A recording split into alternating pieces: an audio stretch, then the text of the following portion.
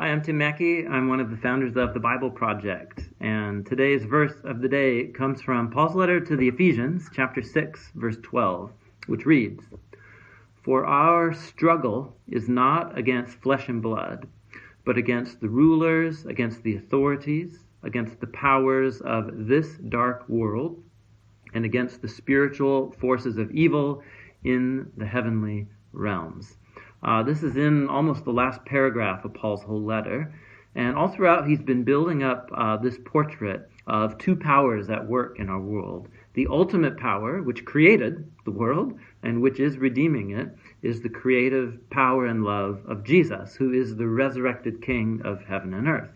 However, there are rebellious powers at work in our world, and we are caught in the middle of that struggle.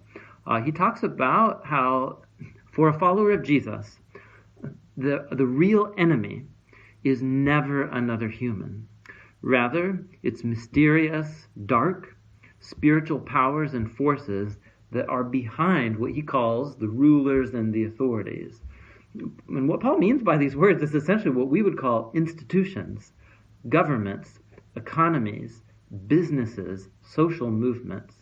When humans get together in groups, what we tend to do is exalt our own set of self-made values, our culture, our worldviews, our economy, our military, and we begin to treat them as divine, as if they have ultimate power of justice and truth and goodness, and we obey them and sacrifice ourselves for them.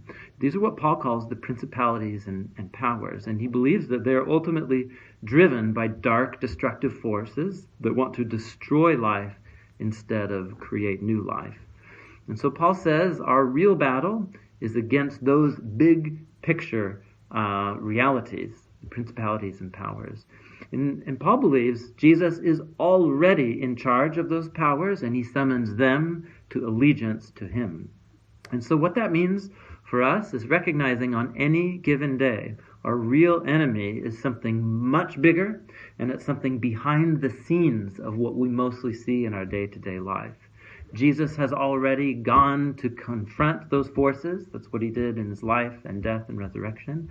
And what you and I are called to do, is he's going to go finish reading the paragraph after the verse of the day, is to simply stand firm and stay faithful to the good news about Jesus, to the truth about him, and being ready to tell people the good news that Jesus is the resurrected King of heaven and earth, not the powers that govern our lives, so it seems.